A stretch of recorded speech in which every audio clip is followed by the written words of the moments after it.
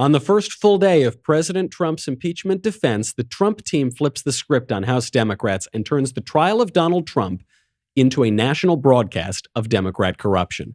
We will examine the wonderful strategy. Then, the FBI is reportedly investigating Minnesota Representative Ilhan Omar over claims that she once married her brother, which is definitely gross and possibly illegal. Then Pete Buttigieg shows he's not ready for prime time, and Hunter Biden somehow, incredibly, gets into even more trouble. All that and more. I'm Michael Knowles, and this is The Michael Knowles Show.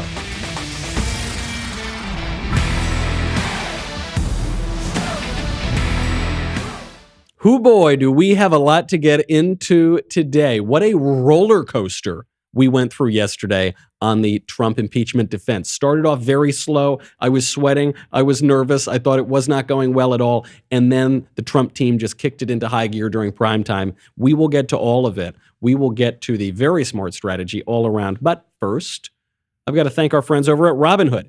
With Robinhood, you can invest in stocks. You can invest in options. You can invest in ETFs right from your phone. You can even spend and earn interest on uninvested cash. And with fractional shares, you can buy stocks in any amount, including companies like Apple, Amazon, and Tesla for as little as $1. Maybe you can't afford to buy a whole bunch of shares. You can buy just parts of them. That is with no commission fees or account minimums. So whether you're new to investing and ready to learn, or whether you've got a ton of experience, you should join the 10 million Robinhood users. I love Robinhood because I'm actually financially completely illiterate.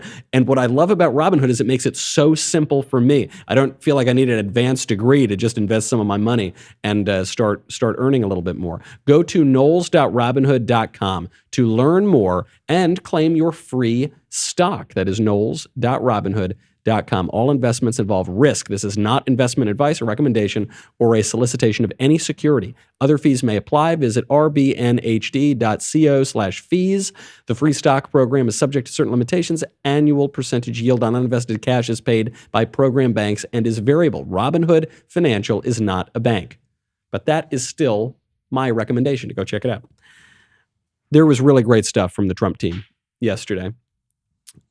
We'll cut right to the chase and get to the highlights. Then we'll work back and see how that strategy fits in overall. Because seen in light of the really good stuff that the Trump team gave at the end of the day, the earlier part of their impeachment defense reads not like a kind of weak open. It reads like a threat. So it really starts to kick off well when President Trump's lawyer, Pam Bondi, gets up there and doesn't really address all the crazy Democratic claims about Trump, all of the crimes that aren't actually crimes but are still impeachable for some reason, according to the logic of the House impeachment manager. She just ignores that. She doesn't go on defense. She doesn't spend all of her time explaining and losing. Instead, she goes on offense. She goes right at Hunter Biden. She goes right at Burisma. She goes right at Democratic corruption in the past administration. Check it out. The typical board member of these Fortune 100 companies, we know they're titans of their industry, they're highly qualified, and as such, they're well compensated. Even so, Hunter Biden was paid significantly more. This is how well he was compensated. So Hunter Biden is paid over $83,000 a month, while the average American family of four during that time, each year, made less than $54,000. And that's according to U.S. Census Bureau during that time. And this is what's been reported about his work on the board. The Washington Post said, quote, "What specific duties Hunter Biden carried out for Burisma are not fully known," end quote. She goes on to say Burisma was so corrupt that George Kent, one of the people who testified during the House impeachment investigation, said he intervened to prevent U.S. aid from co-sponsoring an event with Burisma. It was so corrupt. So the reason this is important here is because you don't just have the Trump team on their heels. You don't just have the Trump team so far back that they can't advance their own arguments. They're actually going for the Democrats and putting them on the defensive. And then Senator Ted Cruz, who I've been hosting this podcast Verdict with Ted Cruz with all week long, he comes and hits it home in a press gaggle in one of these breaks. Senator Cruz went straight for Hunter Biden and put it in plain terms that everybody, including those who haven't been paying attention 24 hours a day, can understand. In the entire proceeding, we have heard just at the beginning of the serious evidence of corruption involving Burisma, the Ukrainian natural gas company that paid Hunter Biden, Joe Biden's son, $1 million a year. So while Joe Biden, let me answer. I'll answer the question. You answer the question? I appreciate it. Let me answer the question without interrupting me, please. You got it. Burisma paid Hunter Biden, Joe Biden's son, $1 million a year, while Hunter Biden threatened Ukraine to withhold $1 billion in aid unless and until they fired the prosecutor investigating his son.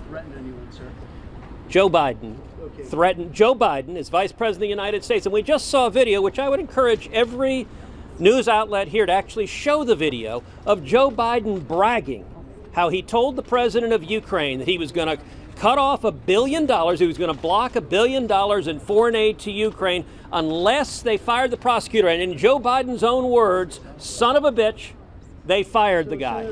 This was a strategy that Senator Cruz had previewed on our podcast earlier this week. He said, you've got to make Burisma, you've got to make the Bidens the center of this whole thing. It worked. It was over the target. You know, I think Pam Bondi did a good job, but I think Senator Cruz did a better job.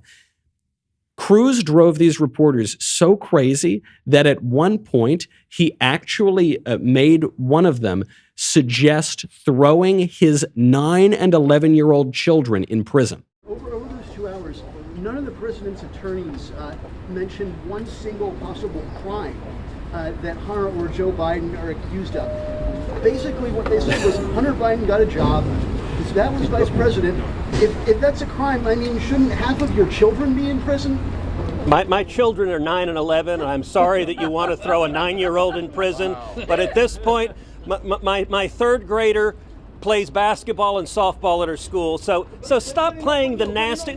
Stop playing the nasty Washington game. That's how you know that Senator Cruz is over the target. He handled it very well, but I just love it. These mainstream media hacks, these absolute liberal propagandists, they get so angry that Senator Cruz has identified the real key in the impeachment trial, which is not answering all this BS from the Democrats, but actually going after their whole corruption, which was at the center of the phone call to get the investigation that got us the impeachment in the first place, right? Go right back to the heart of it all.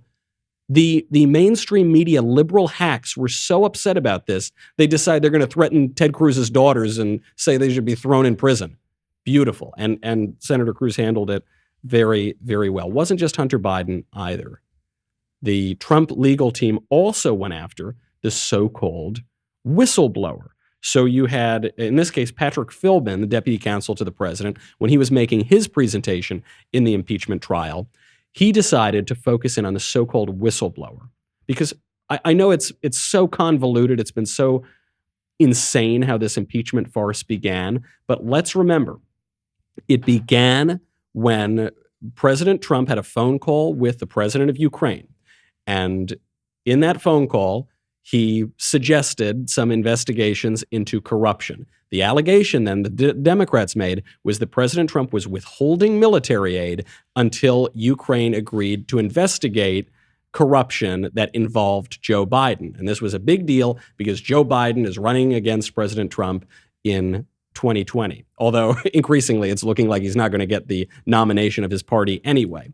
So that's how it all began. There was a so-called whistleblower who heard this phone call with Ukraine and made a big deal out of it, and that's how we got impeachment. So Patrick Philbin, this lawyer for the president, starts asking about this whistleblower. Who is this guy? If he's at the heart of this whole thing, why don't we know anything about him? Here's Philbin. Whistleblower who we haven't heard that much about, who started all of this. The whistleblower, we know from the letter that the Inspector General of the intelligence community sent that he thought that the whistleblower had political bias. We don't know exactly what the political bias was because the Inspector General testified in the House committees in an executive session, and that transcript is still secret. It wasn't transmitted up to the House Judiciary Committee. We haven't seen it. We don't know what's in it. We don't know what he was asked and what he revealed about the whistleblower. Now, you would think that before going forward with an impeachment proceeding against the President of the United States, that you would want to find out something about the complainant that had started all of it. Because motivations, bias, reasons for wanting to bring this complaint could be relevant. Yes. Thank you. Exactly. That's right. That's right. That's what this is about. So Patrick Philbin, Pam Bondi, they are putting the Democrats on their heels. And then Philbin, by the way, he tees it up. He says, why aren't we asking questions about the whistleblower? And then he starts to go after him with details because we all have a pretty good sense of who this whistleblower is. Seems like he had connections to Joe Biden. Seems like he was leaking out of the intelligence community. And Philbin goes right for him. Recent reports, public reports, suggest that potentially the whistleblower was an intelligence community staffer who worked with then Vice President Biden on Ukraine matters, which, if true, would suggest an even greater reason for wanting to know about potential bias or motive for the whistleblower. That's right. So he actually starts doing it. He says, we need to start asking questions. And then he asks the questions. We need to start looking into this whistleblower. Then he starts looking into the whistleblower. We need much more of this in this impeachment trial. This is actually President Trump style. This is the sort of thing that President Trump does. And we'll actually see an example of that in a little bit. But he should make sure that his whole legal team adopts this style too. It's very, very effective. I have to admit, I was terrified when these defenses started out today. You know, Ken Starr, the famous investigator from the Clinton impeachment, he was the first person on Trump's legal team to make a presentation. And I thought it was a little weak. I thought if this is all we're going to get from the Trump legal defense, he's actually in a lot of trouble. But when you look at Ken Starr's opening arguments in the light of the later arguments, which go right after Hunter Biden, go right after the whistleblower, then you see there was actually a brilliant strategy here in Starr's opening arguments. Because his arguments, they played almost like a law school lecture. They played almost sort of philosophical, taken out of context. But when you look at them in context, they were a threat to Democrats. We'll get to that in a second. First, I got to thank our friends over at Daniels. You know how much I love Daniels. How you carry your personal items can make you look prepared, adult, mature, like you know what you're doing, or like a slob. Are you still carrying around some old college backpack when you go to work? You show up at your job and it's like your mother packed your backpack for you? If so, grow up, kids. Come on, I'm sorry. I know this is tough love, but you need it. Get a briefcase. And when you get a briefcase, there's only one choice, Daniels. Daniels, based in New York City, makes leather briefcases for the modern professional. They're just magnificent. I've had a lot of really nice briefcases in my life. I've gotten them as hand-me-downs and gifts and stuff. Daniels is my favorite by far. They have really, really high-quality, durable Italian leather briefcases. There is no nicer leather than Italian leather. It's so beautiful. The size is perfect. It's simple. It's not flashy. It's just got really, really elegant design. I simply love mine. This week, my listeners can get $50 off their Daniels briefcase at danielsnyc.com by using the promo code Michael, Michael. Get it now. I cannot recommend this more highly. $50 off one of their leather briefcases, plus free shipping, free returns, and free exchanges. If you don't like it, you're going to love it. danielsnyc.com, promo code Michael, Michael, for $50 off a handcrafted, high-quality leather briefcase with free shipping. You can start looking like a professional today. Do it. So I was terrified when it started out. Then I realized Ken Starr knows what he's doing. I should have known it in the first place.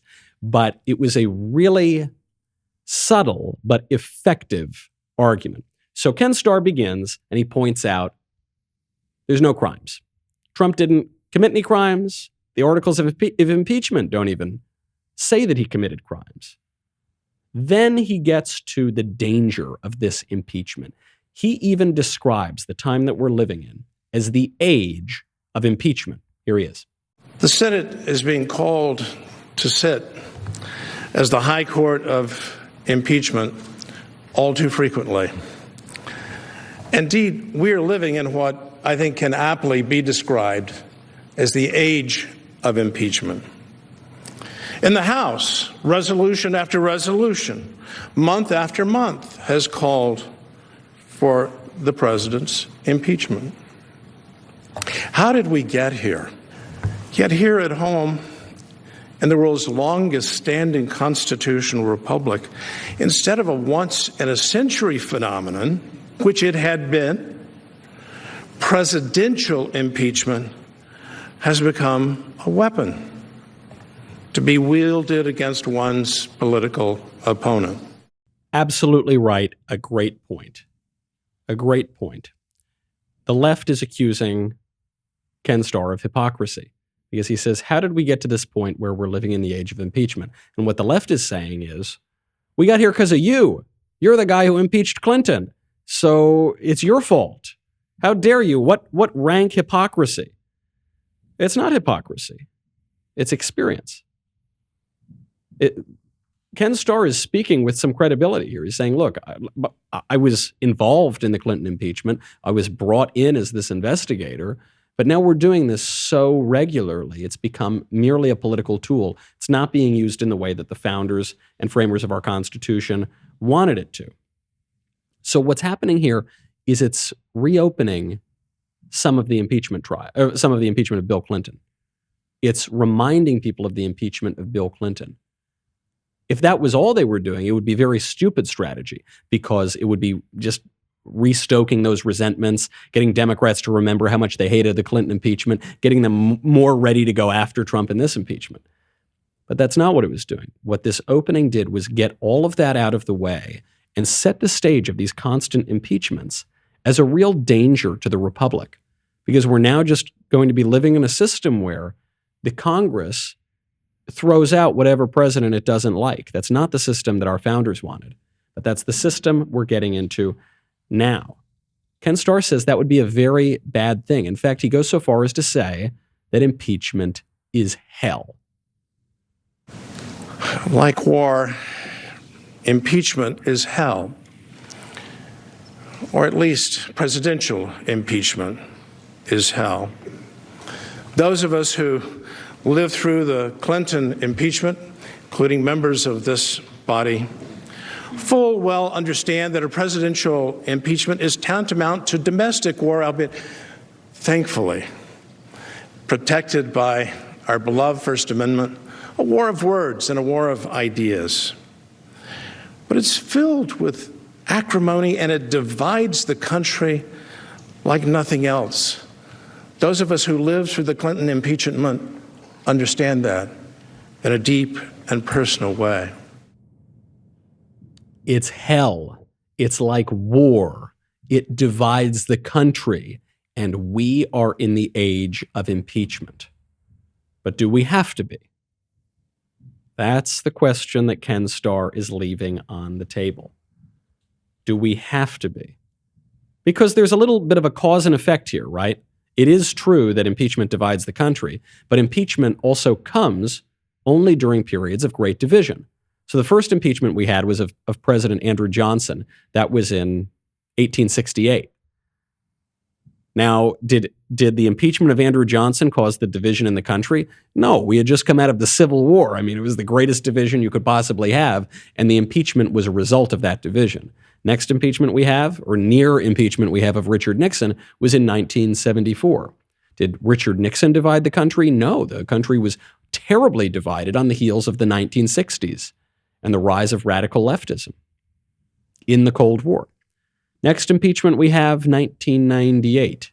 That's the impeachment of Bill Clinton, who perjured himself and had his law license suspended because of what he did. We were pretty divided in the 90s, too. I mean, the 90s was that prime era of political correctness. The parties were really starting to separate. They were really starting to dig into what they believed.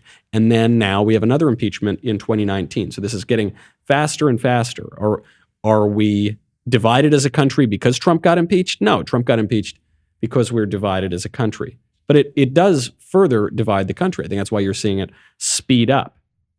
Now, this was a great way for the Trump legal team to stave off some criticism.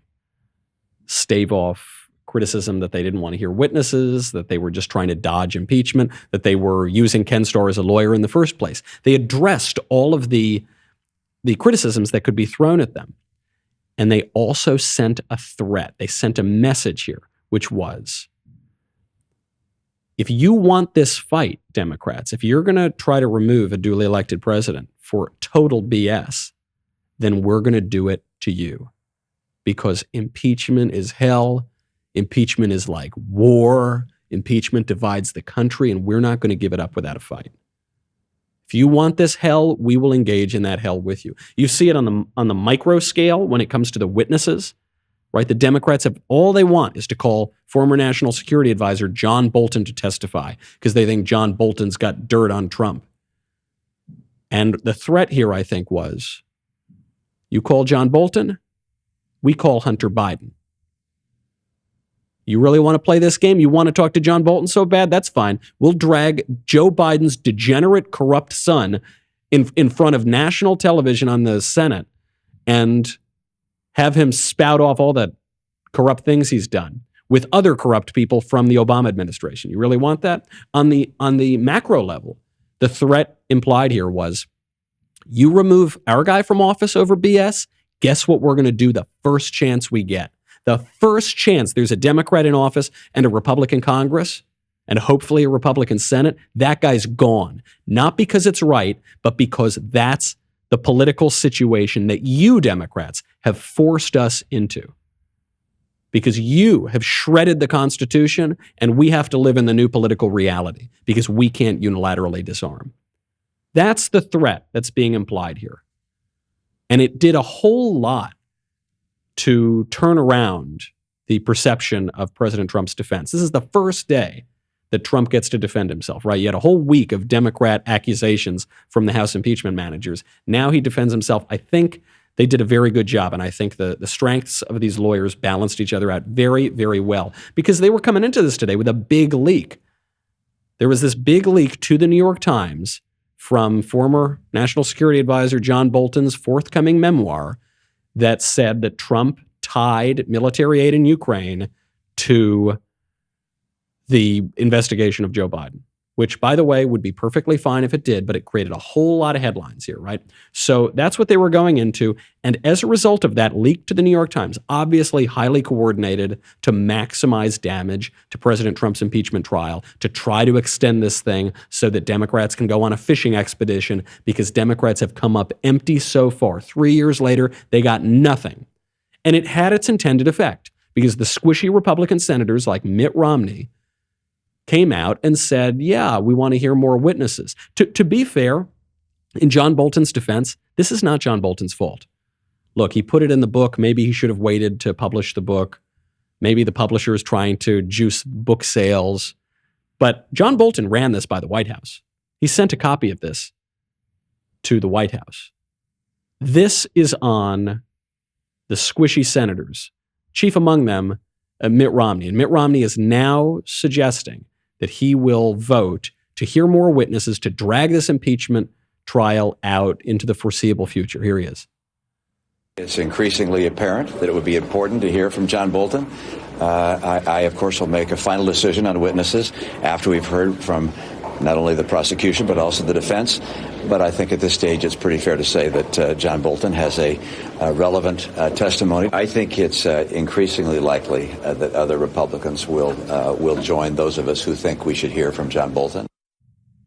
Mitt Romney. Why do you have to be Mitt Romney? I said this yesterday. I said, I'm going to be here doing the Verdict with Ted Cruz podcast as long as we see impeachment going.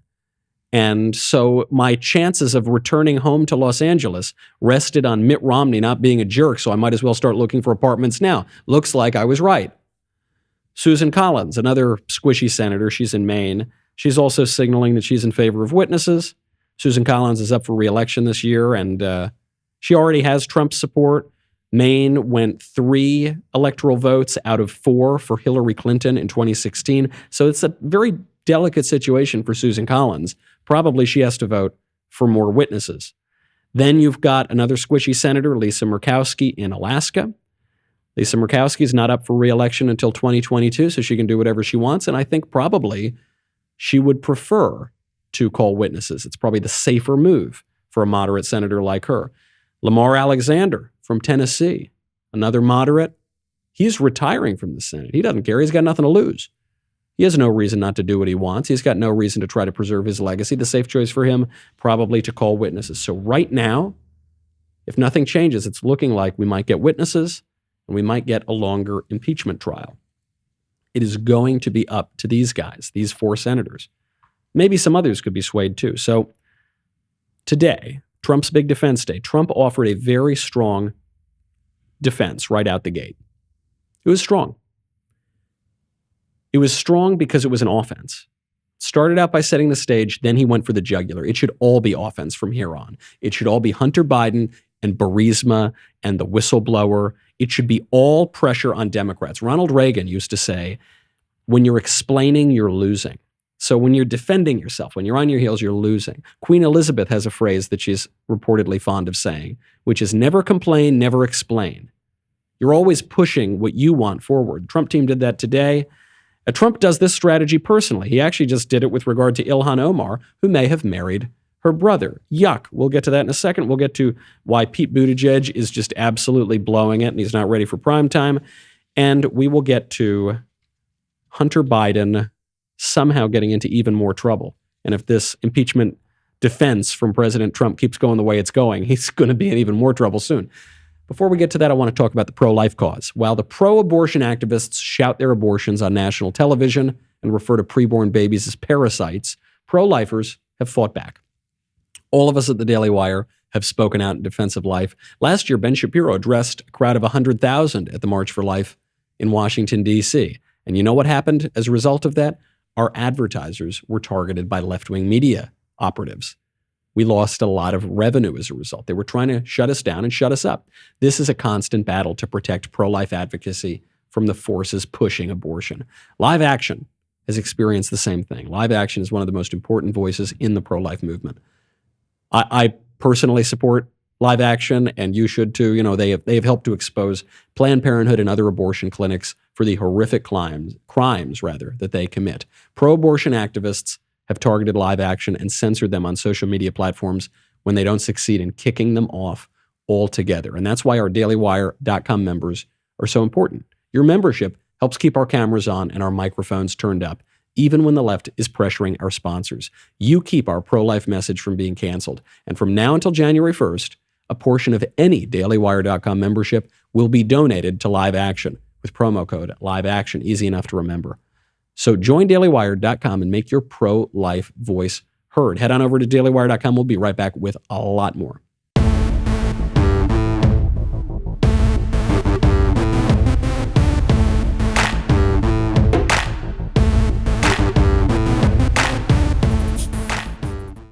Never explain. Always be pushing your agenda. Always be pushing the stories that you want to see. President Trump knows this implicitly, right? That's how he's been a tabloid star, a media manipulator for 40 years now. I mean, since the 80s, really since the late 70s.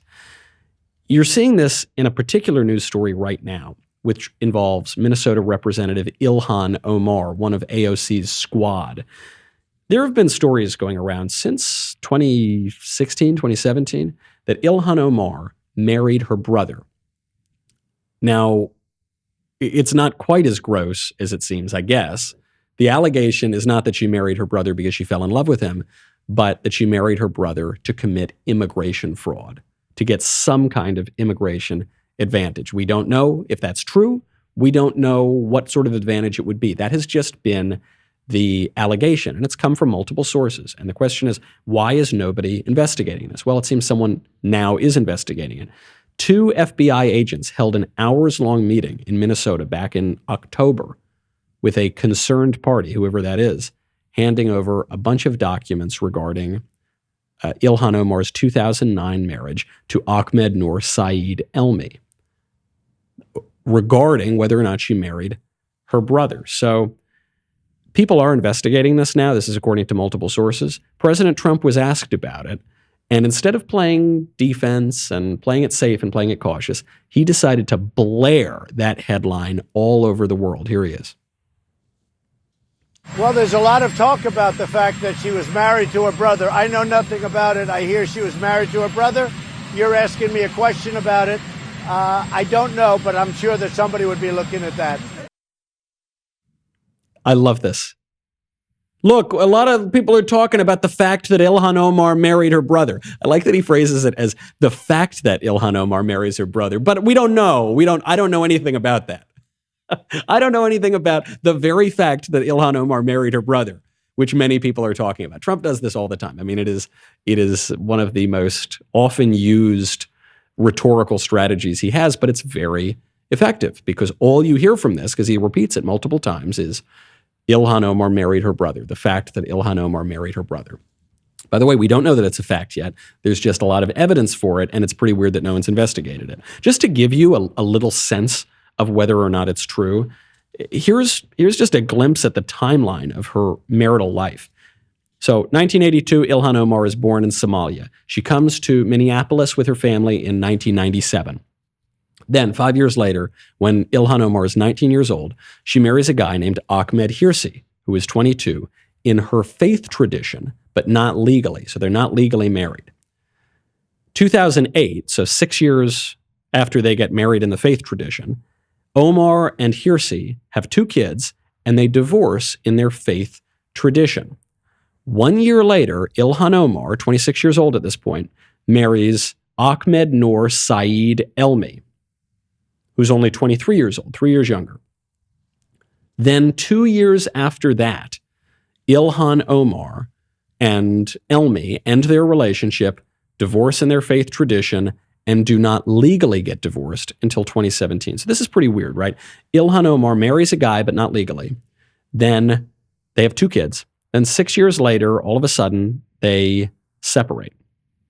But they were never legally married, so they don't get legally divorced. Then a year later, she marries this random guy. And then 2 years later, they divorce in their faith tradition. But for some reason, they stay legally married for another 6 years. But then in 2012, so 1 year after Omar and Elmi separate, but they still don't get divorced for a lot of years, Omar and Hirsi get back together and they have a 3rd child together.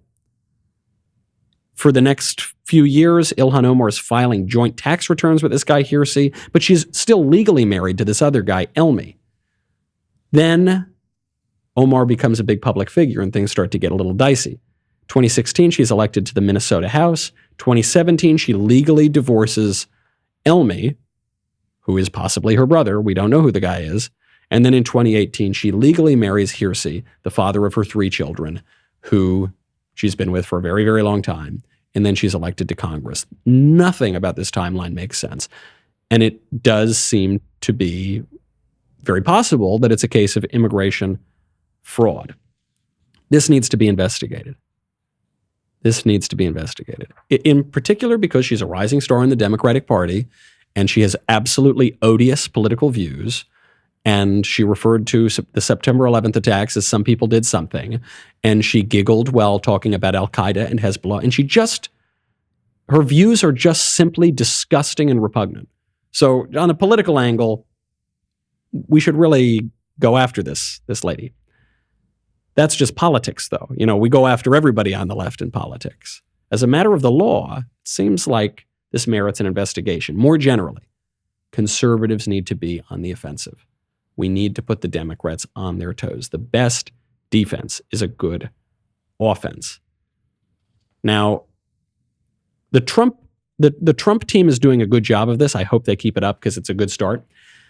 President Trump almost certainly won't be removed from office. The odds of that are extremely low, but this could drag on for weeks and weeks and weeks, and who knows what that will mean for 2020. In politics, anything happens. And speaking of 2020 and speaking of blowing it, Pete Buttigieg is absolutely collapsing in his campaign. He was once the bright young star. He was the one surging. He had all the momentum. That momentum has kind of cratered at this point. Bernie Sanders is at the top of the polls in Iowa and New Hampshire, multiple polls.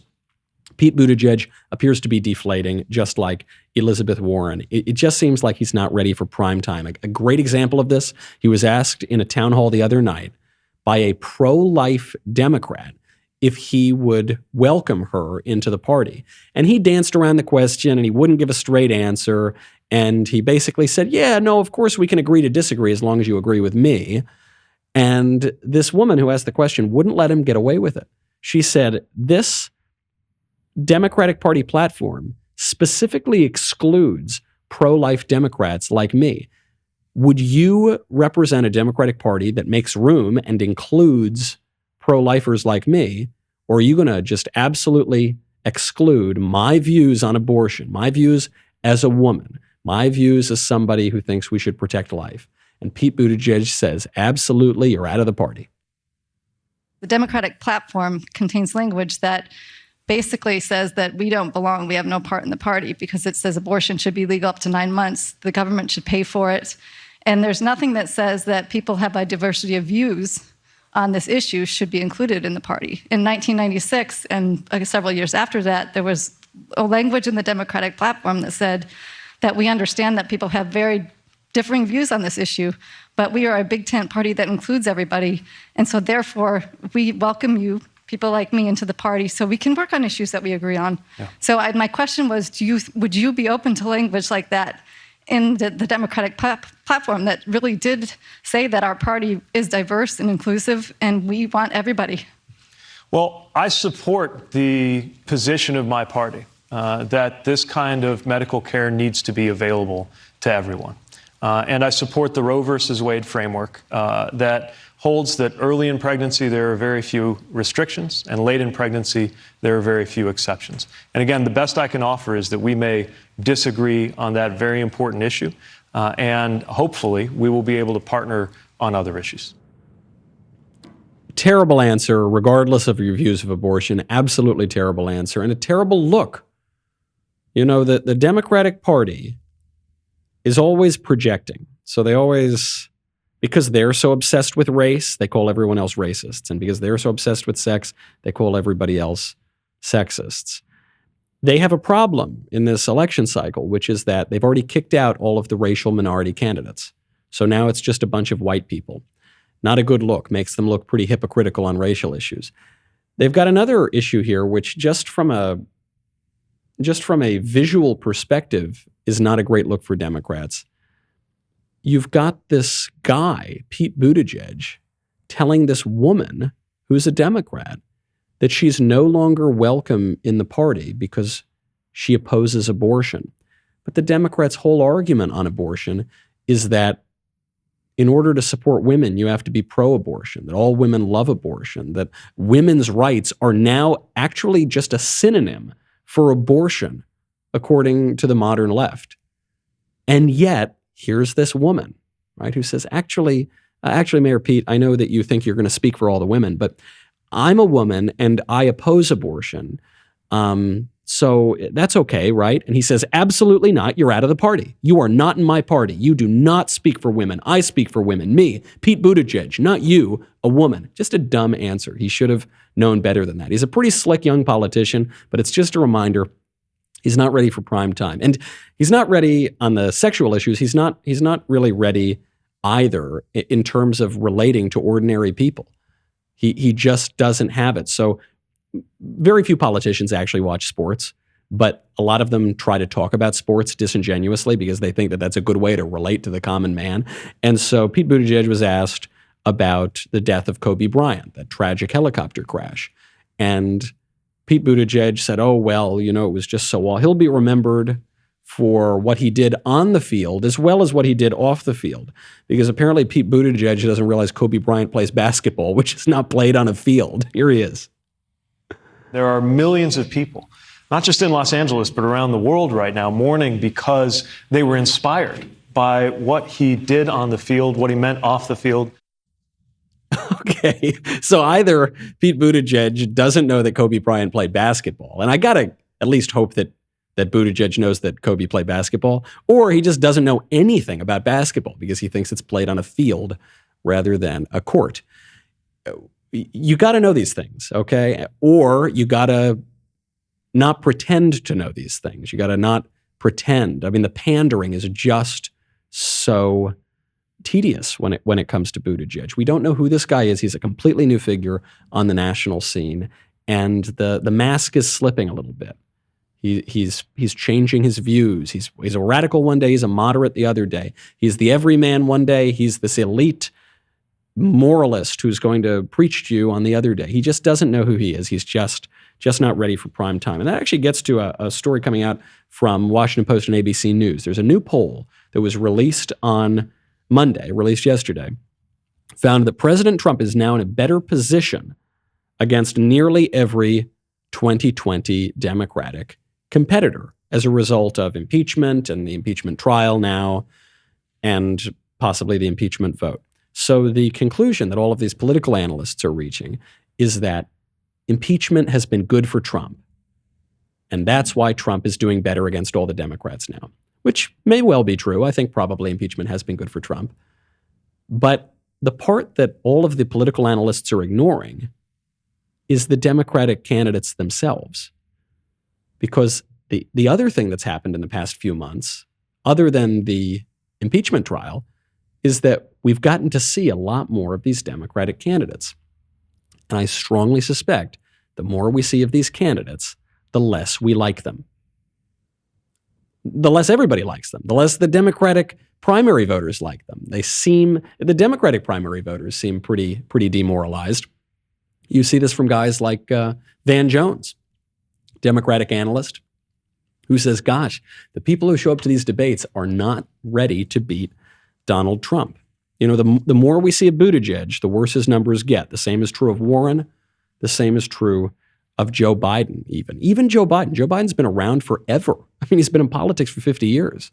But Joe Biden hasn't really been in the arena since 2008. He ran for president in 2008. He got knocked around a bunch. Then he got a really soft, easy job under Obama. He was the vice president. Vice president is not a controversial position to be in. So his approval numbers went up. And then he didn't run in 2016, so his approval numbers didn't get a hit. We forgot who Joe Biden was. And ever since he's been out on the campaign trail, his numbers keep dipping. The only person that this isn't true of is Bernie Sanders, because Bernie was in the spotlight last time. He was in the arena in 2016. He's probably the toughest of these candidates, and that's probably why his numbers are going up in Iowa and New Hampshire. Turning gears from people who are approaching 80 years old, we need to go back down to the youth of the Democratic Party and the youth of the left. There was a tweet that was sent out from David Hogg, the most prominent of the teen gun control activists.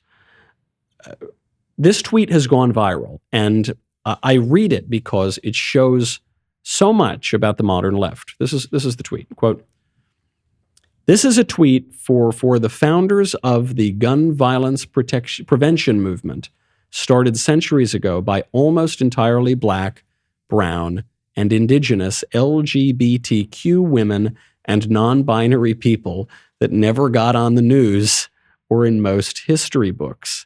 We may not know all your names, but thank you."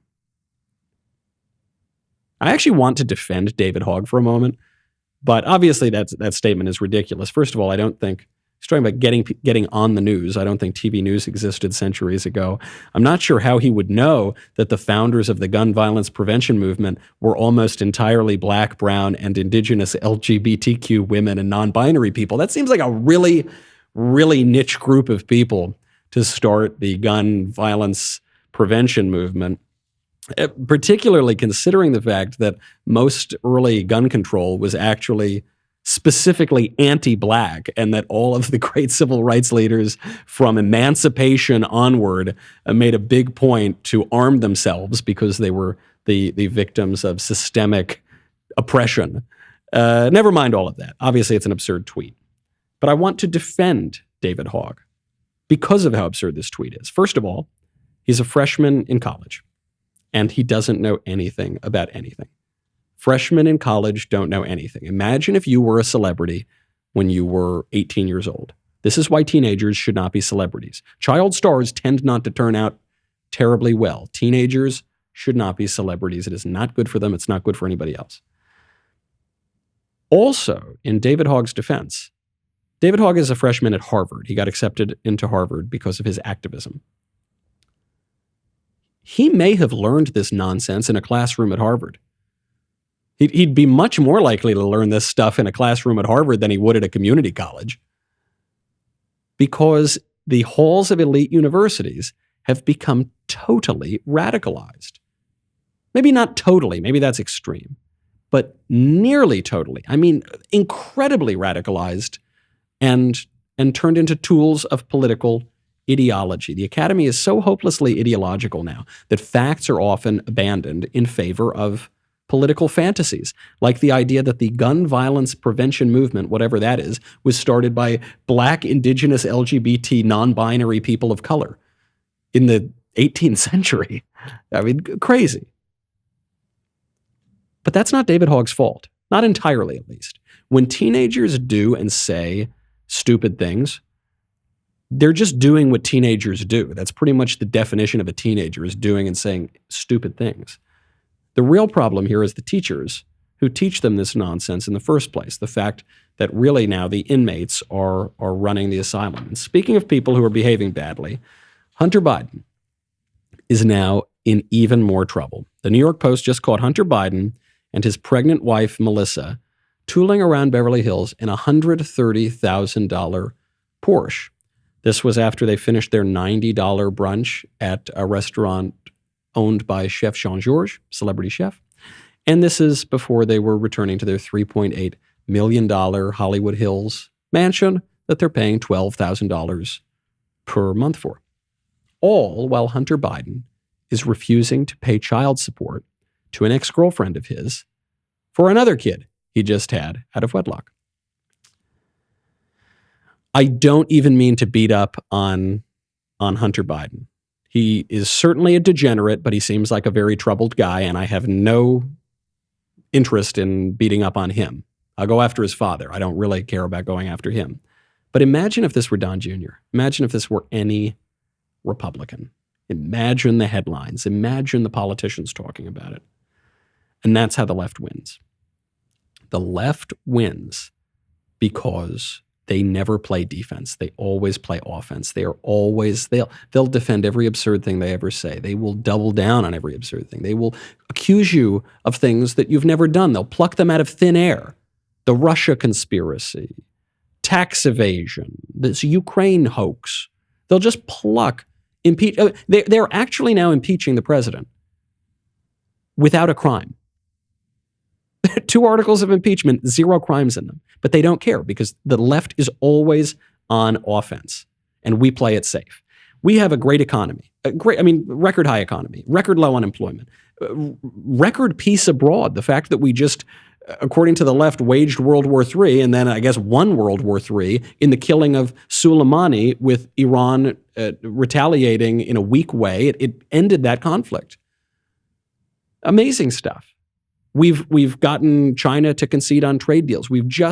It's been so good that the 2020 election should be a blowout. And yet it's close.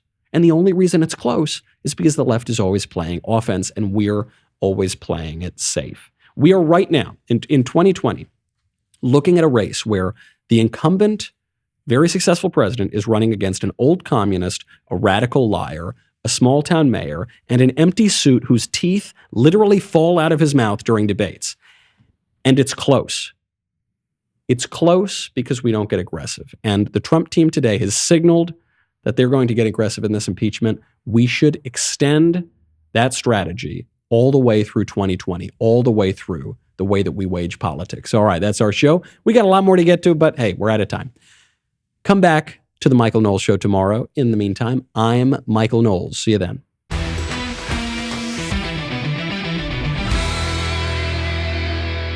If you enjoyed this episode, and frankly, even if you didn't, don't forget to subscribe. And if you want to help spread the word, please give us a 5-star review and tell your friends to subscribe. We're available on Apple Podcasts, Spotify, and wherever else you listen to podcasts. Also, be sure to check out the other Daily Wire podcasts, including The Ben Shapiro Show, The Andrew Klavan Show, and The Matt Walsh Show. The Michael Knowles Show is produced by Ben Davies. Director, Mike Joyner. Executive producer, Jeremy Boring.